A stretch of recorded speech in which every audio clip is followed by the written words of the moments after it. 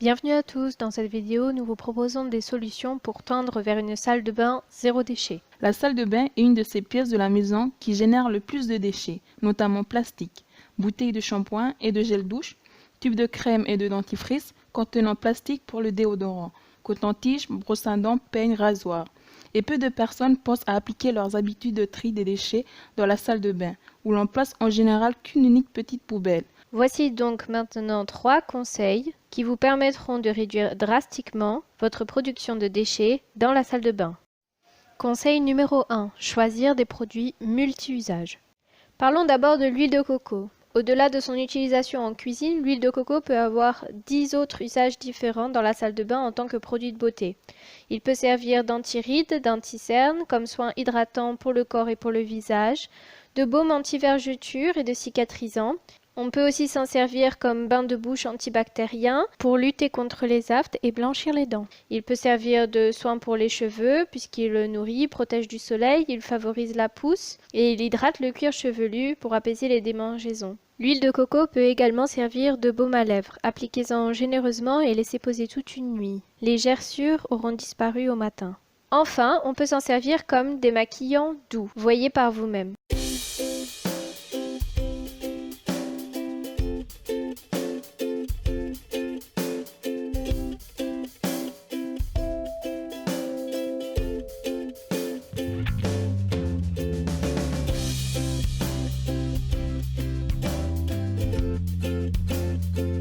L'huile de coco est économique. Entre 14 et 17 € le litre, il se présente souvent dans des bocaux en verre que l'on peut réutiliser ou recycler.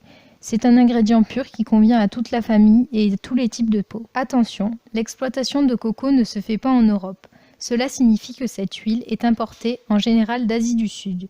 On vous présente tout de même l'huile de coco car c'est la solution à moindre coût qui permet de se débarrasser de beaucoup de déchets plastiques.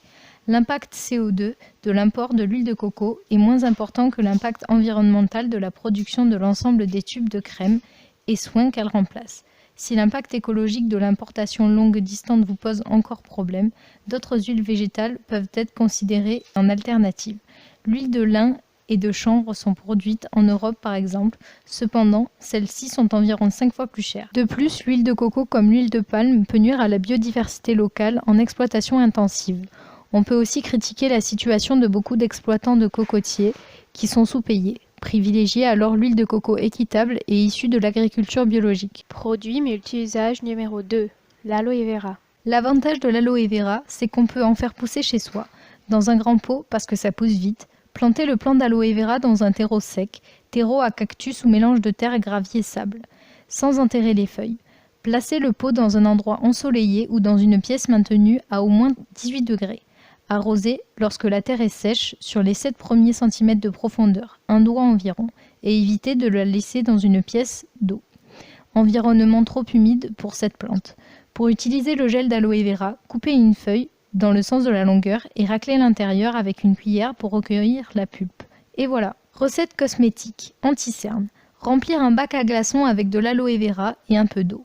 Appliquez les glaçons directement sur les poches et cernes en dessous des yeux le matin pour un effet bonne mine immédiat. Conseil numéro 2. Achetez des produits solides sans emballage. Savon, shampoing, déodorant, dentifrice, presque tous les produits d'hygiène de base existent sous forme solide aujourd'hui. Préférez les produits non emballés, sur le marché, dans les savonneries ou les magasins bio. À défaut, préférez ceux emballés dans du papier craft ou des boîtes en carton recyclable pour éviter les déchets d'emballage plastique. Privilégiez la production française, allemande ou européenne. Les ingrédients contenus dans les produits solides sont souvent moins nombreux et plus naturels, mais attention à la composition. Certains utilisent des tensioactifs toxiques pour que ça mousse bien. Alerte info, la mousse ne lave pas. Un vrai savon, puisqu'il est composé en grande partie d'huile végétale, forme seulement une légère pellicule mousseuse sur la peau. Pas de grosses bulles. Sur le site d'Aromazone et dans les magasins de la chaîne, on peut trouver des bases lavantes prêtes à l'emploi pour faire ses propres savons, appelés Melt and Pour. Choisissez ensuite l'huile végétale pour enrichir le mélange et l'huile essentielle qui viendra parfumer votre peau chaque jour. Attention, âme sensible, s'abstenir. Vous pouvez aussi arrêter de vous laver les cheveux. Oui, c'est possible. Grâce aux poudres ayurvédiques issues des plantes et de la médecine traditionnelle indienne, elles absorbent l'excès de sébum comme un shampoing sec. Conseil numéro 3. Optez pour le réutilisable ou le biodégradable. Pour avoir une salle de bain zéro déchet, il faut s'équiper un petit peu. Privilégiez ce qui est lavable, réutilisable, biodégradable ou rechargeable. Ne jetez pas ce que vous possédez actuellement. Cela représenterait un tas de déchets inutiles. De plus, votre budget prendra une sacrée claque. Par contre, la prochaine fois que vous devez acheter de nouveaux produits hygiène, passez au zéro déchet. La nature vous remercie. À bientôt pour une nouvelle vidéo.